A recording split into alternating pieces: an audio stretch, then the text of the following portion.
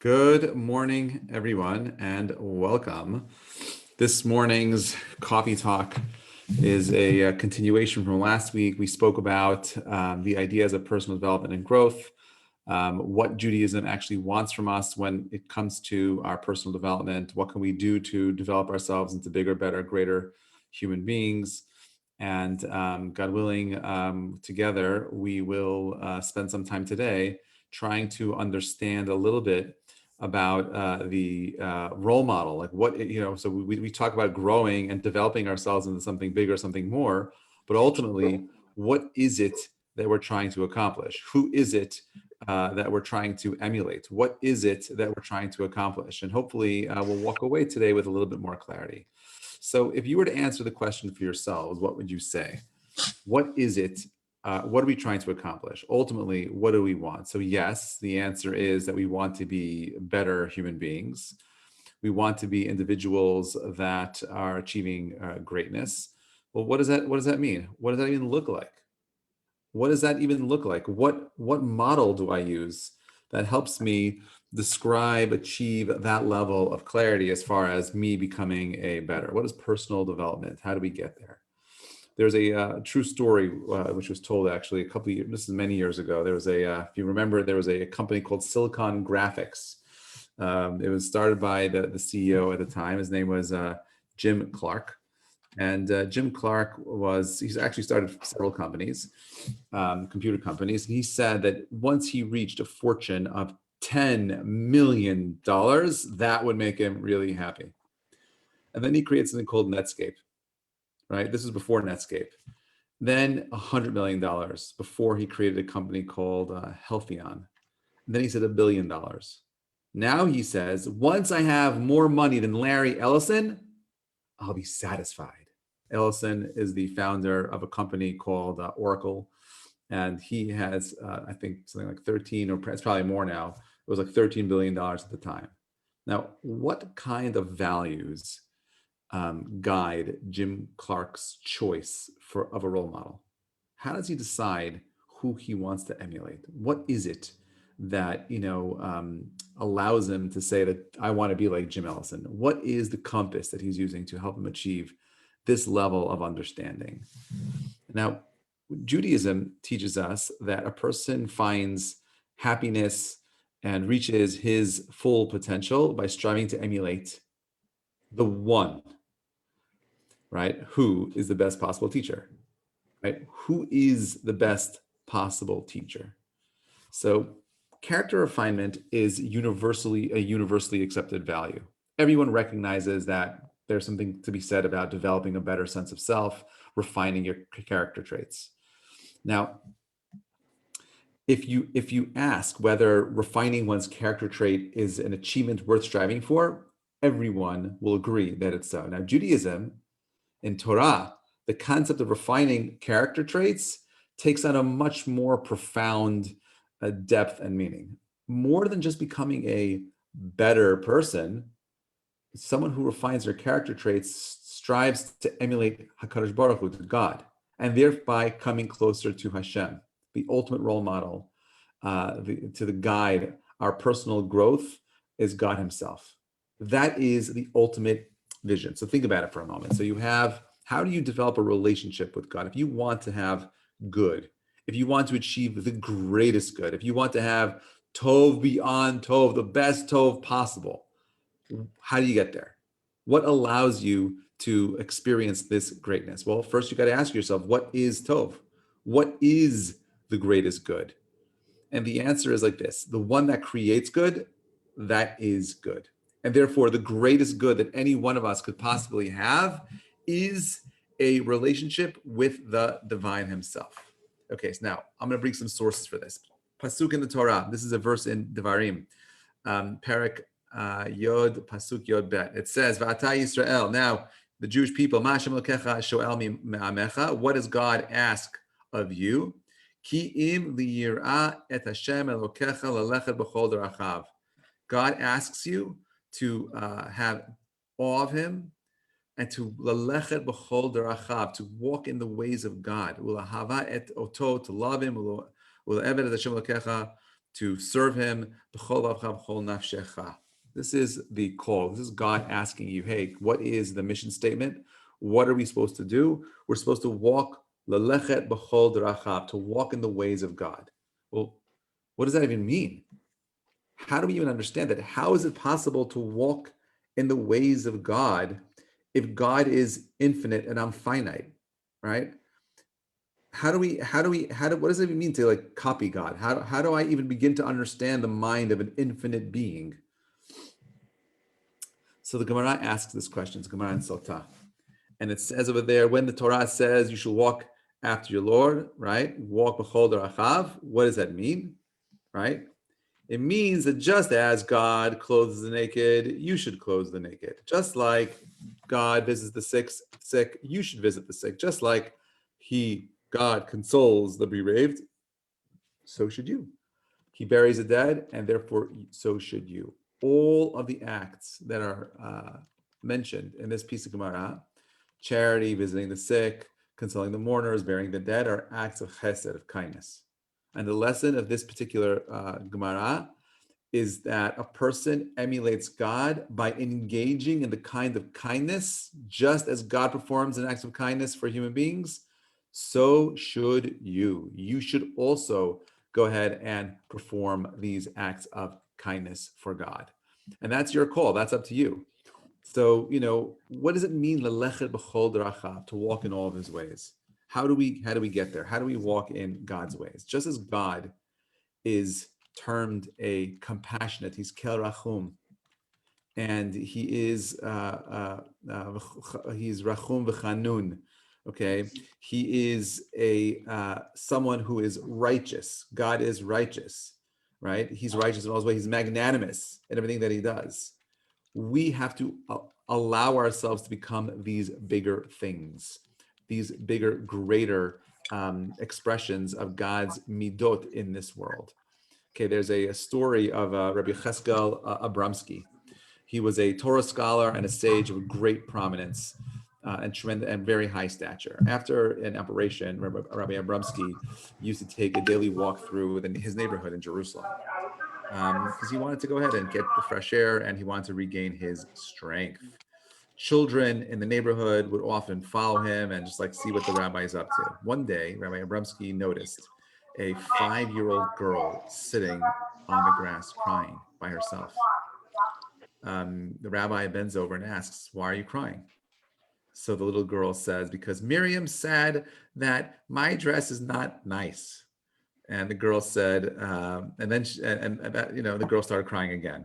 Okay, so the rabbi says, "What's your name?" So she says, "Shoshana," softly, "Shoshana."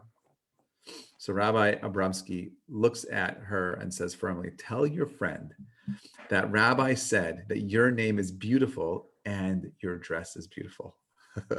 So the little girl ran off happily, having been complimented by the great rabbi. The children who witnessed this were astounded, right? Rabbi Abramsky had always been known for his stern demeanor, right? He commanded respect and reverence and even awe. And it seemed out of character for him to even notice the child, let alone to stop and become involved in her trivial, insignificant little girly problems. A few days later, someone asked the rabbi why he stopped and to talk to the little girl and had that little conversation with her. And he says the following. He says, the Chachamim tell us that we should imitate God. Just as God is kind and considerate, so should we be kind and considerate. And this is what the prophet says. When God says we should wipe away the tears from every single face, it's a pasuk in Yeshayu, okay? Yeshayahu. Why does the verse stress every single face? Because, this is the rabbi said, it refers to it removing the tears even from the face of a 5-year-old child. Right? Kindness does not constitute the entirety of one's character. Every personality is made up of numerous kinds of traits, attributes, and tendencies. Okay, the word that we use for character in Hebrew, do you guys know what it is? It's midot, right? What else does the word midot mean? Midot means a measurement. And that teaches us that we must measure each of our traits and ensure that we are using it to the correct degree. How do we know what is the correct degree of each one of these attributes? So let's enter Maimonides, the great Harambam. And this is, if you want to look this up on your own, you could please, this is the source of the golden mean, right? Which is the middle path. The ideal path is that of balance. Okay, this is in the Hilchot Deot. It's in chapter 1. It's in Mishnah Dalet and He. Okay, so he says like this, Haderech HaYeshara, the right way is the middle path in each of a person's dispositions, meaning that disposition which is equidistant between the two extremes. So it is not nearer to one than the other. The earlier Chachamim therefore recommended that one should always keep evaluating his disposition, calculating them into the middle path, directing them into the middle path so that he may perfect in his bodily constitution. What does this mean? One should not become, this is still quoting the Rambam, one should not become enraged and easily angered, but neither should he be like a dead man without any feeling, but he should follow the middle path, only becoming angry over a matter which is appropriate to becoming angry over. This approach will prevent him from reacting the same way on different occasions. Likewise, he should not crave foods other than those required for his health, and without which he would be unable to live. Similarly, he should work only to train what he needs. He should not be frivolous, nor melancholic, or depressed, but content, and he should live in tranquility and with a happy expression on his face. This should be the guideline for all other character traits. This way is the way of the wise. Every person whose disposition follows the middle path is termed wise. Deot beniniot mtsoaot nikrat chacham. This approach of following the middle path in each of our dispositions is a chiyuv, it's an obligation. And this is the intention of the verse that says, V'halachta b'arachav, you should walk in his ways. Therefore, what is the Harambam describing? He says the golden mean, right? He sets it as another component of the obligation to emulate God and to learn from his ways. Just like God is balanced, so are we balanced. I'm going to share with you, like in my own unique observation, I had this many years ago, you know, that the earth is a remarkable place. And in order for us to have life on planet Earth, you need to have a perfect amount of distance between us and the sun. If the earth, if this planet was a half a mile, 1/2 mile closer to the sun, there would be no water on planet Earth. It would all be vapor. If the planet was a 1/2 mile further away from the sun, there would be no water on planet Earth again. Why? Because it would be ice, too cold. The world created in a place of a perfect, extreme, perfect temperature. The extreme here is Benoni, is middle ground. Life cannot exist without water. Water is what brings Mayim Chaim. That's where life comes from.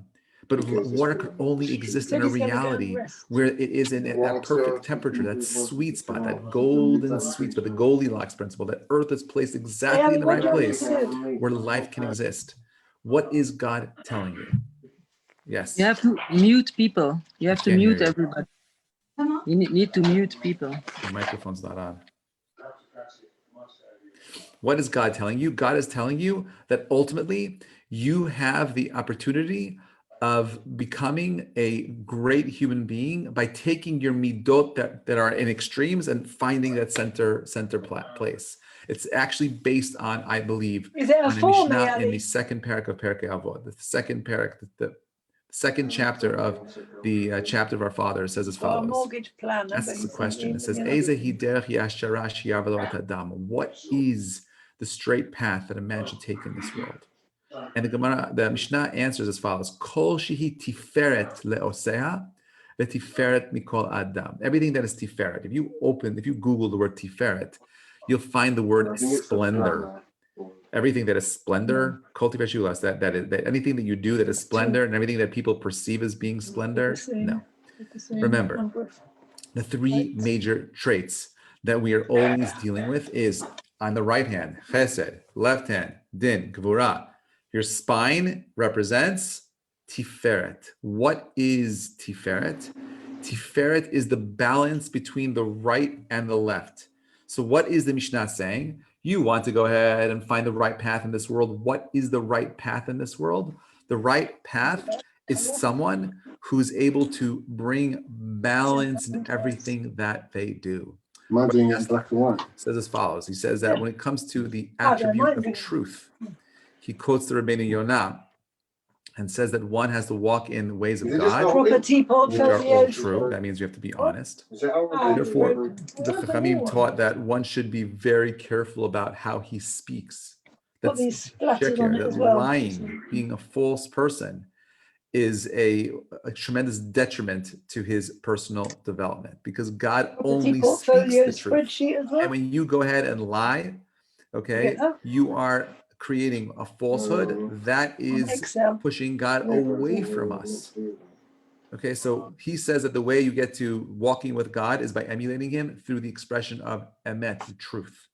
That's another way of going ahead and doing it. So how do we strive for perfection? Okay.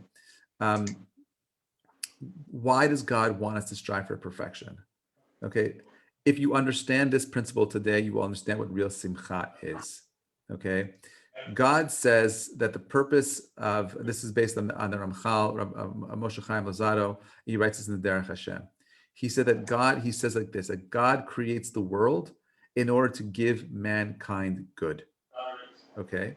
True good exists only in God, and therefore, the more of a relationship you have with God, the more good you have. How do we strive for this perfection? We have to resemble God in this world. We have to reflect God in this world. Maybe this is why Am Yisrael is considered like the moon, right? Because just like the moon has no light, it just reflects its sun's light. We're meant to reflect God's light in this world. It's based on another idea, which I saw recently, which you'll really appreciate. You're going to like this one.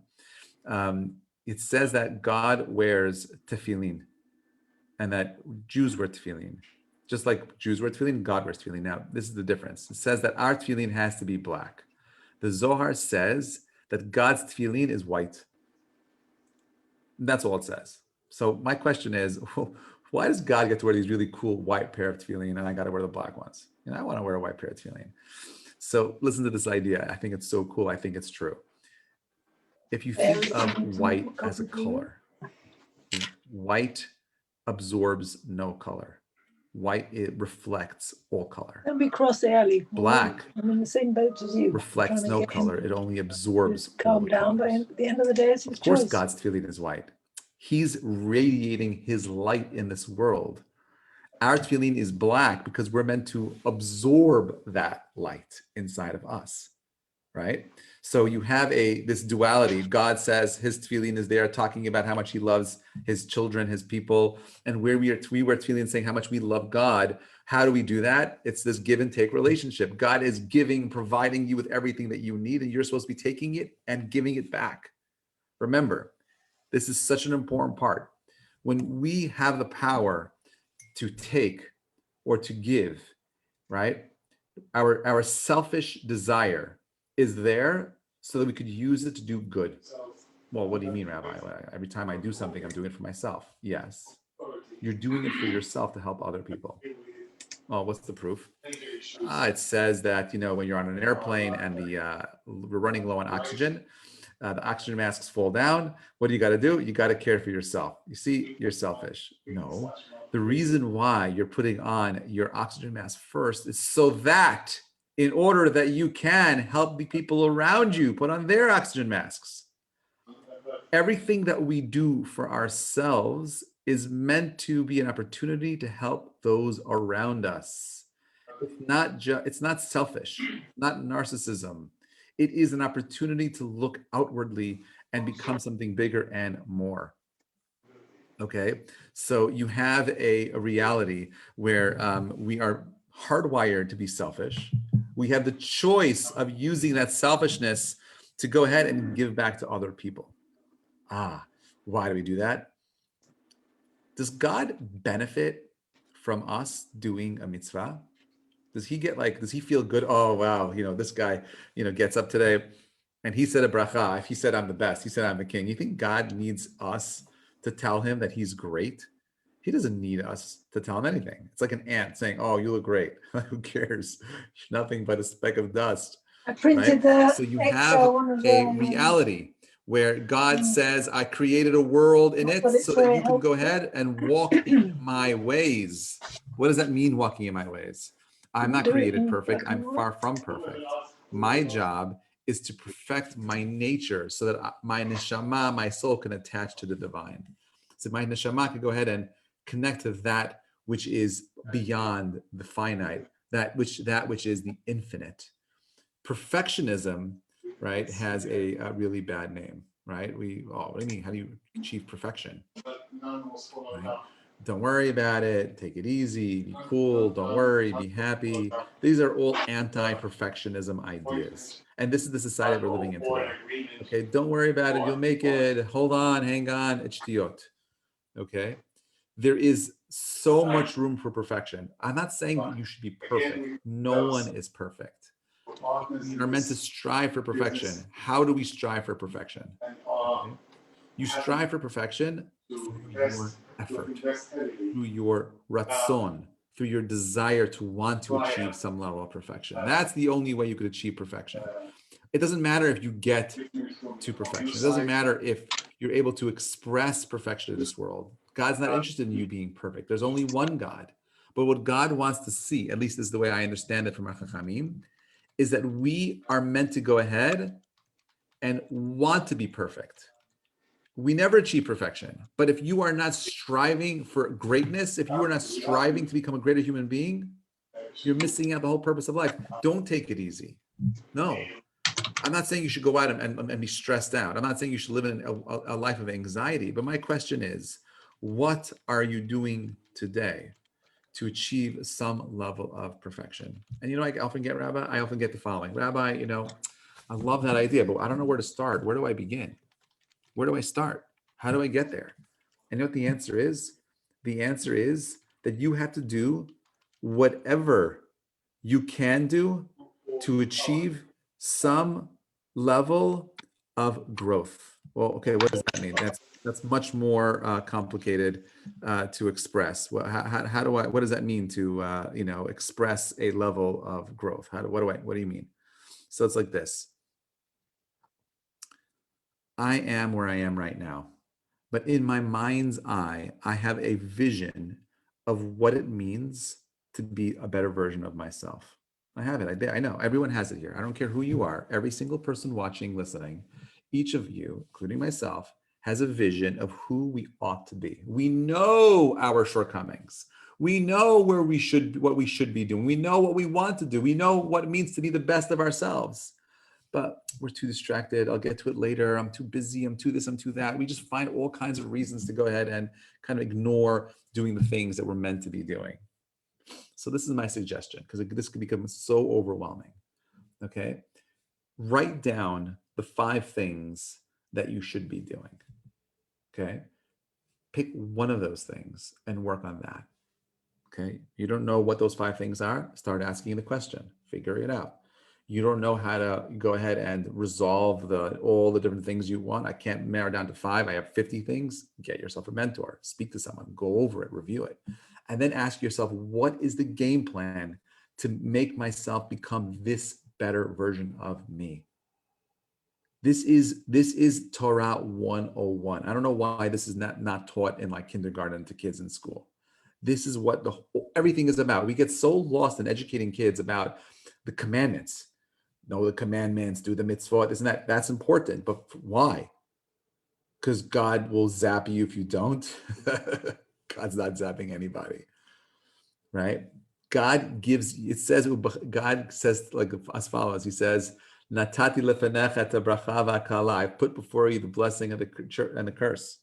Samta lefenecha chaim v'amavet. I place before you life and death. Ubachartam b'chaim. Choose life.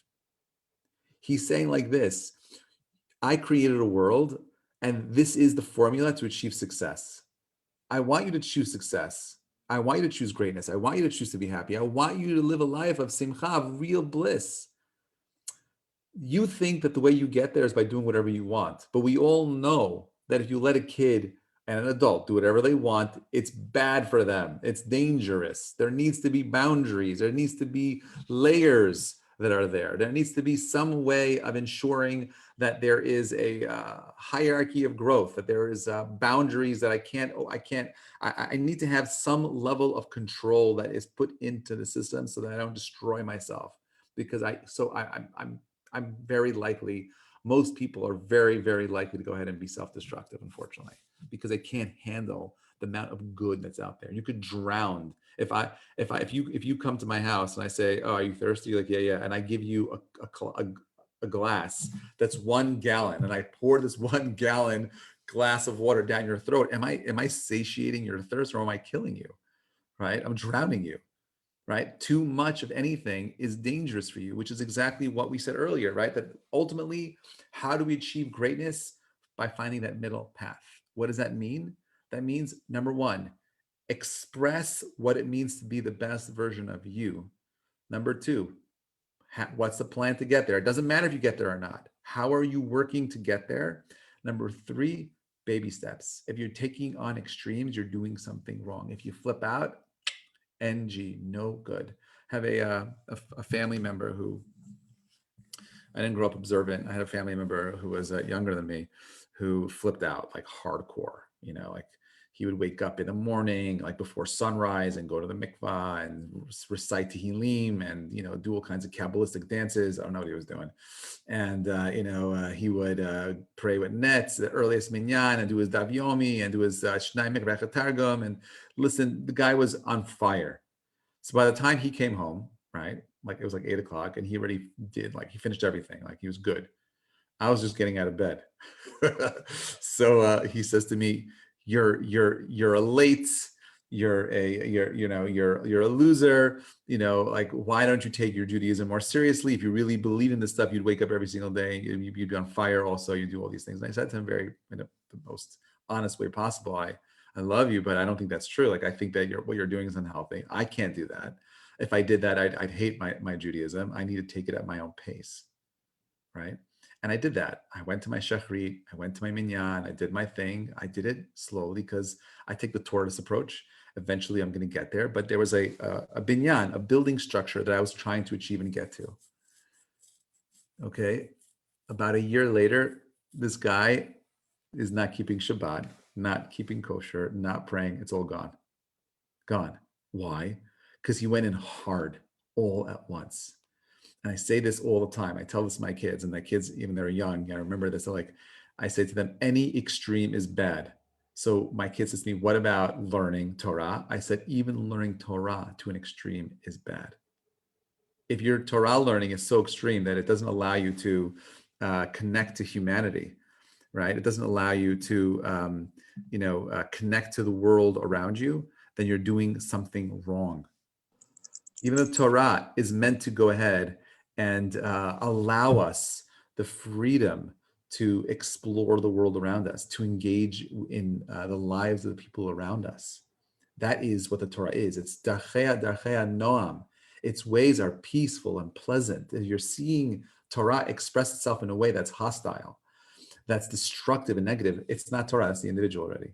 That's not coming from what God wants from us. That's coming from the individual who's destroying and perverting what God wants from us. The Torah wants balance. Okay, I have my source over here. It's the Rambam, it's Rabbeinu Yonah, it's the Ramchal, it's the Mishnah and Perkei Avot. It wants you to live a life of balance, of health, mental health. How many people become so fanatically religious and they're not healthy individuals? They're destructive. Like, oh, that's I share this with you because the people that I serve are not observant. The last 18 years of my career as a rabbi, I'm working with people that are Jewish, no yeshiva, no relation to Torah, nothing. And all they see are the extremists. And they don't meet the normal people like all of you here today, the grounded people. They don't see that. They just see the crazy people that are triple parking on Avenue J. The people that are pushing and shoving. And I had a friend growing up. He was Chinese, really great guy. I'm still in contact with him. His name is Frederick Tang. He went to Catholic school. And like he would often come. I was the ambassador for the Jewish people, and I grew up in an area which was not too far from a Hasidic community. And we take the train in, and so once he came to me, he asked me, he's like, "Why do Hasidim smell?" right? I'm like, I said, I don't know what you're talking about. He's like, I don't know. I sit with them on the train. They just reek. So I had no idea. So I started looking around and I found out there's something called a mikvah. So I assumed that Jews don't take showers; they just go to the mikveh together. And like all you're smelling is the mikveh water, chlorine stuff. So they're not using shampoo and soap because they're dunking in the mikveh. That was my own. This is me. That was my view. Like, oh, they do smell. You're right, but they smell because they smell like mikveh, right? And that's where they're coming from. I mean, now Hasidim are amazing people. What they do is beautiful. That their whole lives are immersed in Kiddusha, amazing. But they got a PR problem if someone from their own people walks around thinking that they smell, right? We are not to be extremists. We are meant to be even-keeled people. I have no problem with someone wearing a furry hat. I have no problem wearing, someone wearing white stockings and knicker pants and a tzitzit hanging out. Great. If you're doing that, then do everything in your power to express a modicum of what it means to be a normal human being. Can't live a life of extremes. This is where I believe anti-Semitism comes from. I'm not saying that, no matter what we do, we're meant to go ahead and be balanced individuals. And it doesn't matter if we do, even if we're balanced, anti-Semitism will still exist. All I'm saying is like this. Let's just wrap up this lesson for today.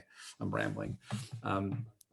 The idea of personal development is for you to achieve some level of perfection. How do we achieve perfection? By emulating God. How can I emulate God? God is infinite. The answer is no. But I should be striving for those things. I need to have a plan, a workbook that I'm using to go ahead and achieve some level of greatness. There's a great book written by the Ramchal called Mesilat Yesharim. If you have not read it, I have a friend who learns it every single day. He's reviewed it like 50 times. He lives that book. That book is the book for personal development and growth. And if you haven't gone through it, you haven't read it, you are making a mistake. There's a reason why repetition breeds excellence. God creates a world that has a yom, a day. It repeats. Every Monday is Monday, and Tuesday is Tuesday, and Wednesday is Wednesday, and Thursday is Thursday. It's the same thing. It's just a different day of the calendar of the month. But really, today is Wednesday. Every Wednesday is the same. And this is true from a spiritual level as well. How do we make it different? How do I make today not like yesterday? How do I make this Wednesday not like last Wednesday and the Wednesday before that? It's by having a plan that where I can measure the growth in my own life. If I want to work on being more patient, if I want to work on being more happy, if I want to work on, being more mindful and sensitive, then put it down on a sheet of paper. I want you to look at it every single day and ask yourself, how am I doing more of this in my life? How am I bringing more simcha into my life? How am I being more aware? How am I being more sensitive? How am I being more kind? How am I doing more chesed? How am I helping my wife, my kids? How am I helping my community? What am I doing to become bigger and more? It doesn't matter if you arrive. It matters that you try. Wishing you all a Shavua Tov. You should have a week of only nachat and simcha, a week where you recognize that you are a spiritual nuclear power plant of greatness. You can be like God, never achieving godliness, but striving for it is the closest we can get to becoming godly. Have a Shavua Tov and a Shabbat Shalom, everyone. And don't forget, tonight is Tu B'Shvat. We make a Shechianu on new fruits, and part of the reason why I started the series is because of Tu B'Shvat. Tu B'Shvat is a holiday where we call it Rosh Hashanah Ilanot, just like the trees begin to draw their sap from the bottom of the earth to reawaken themselves. The next 2 weeks, we're going to start seeing little leaves bud on the trees outside. We are supposed to ask ourselves, who do we want to be? How are we going to be drawing the spiritual energy down into our lives, becoming something new as well, so we can bud and express the greatest traits that we have within ourselves? Lots of love, Shabbat, everybody. Thank you so much.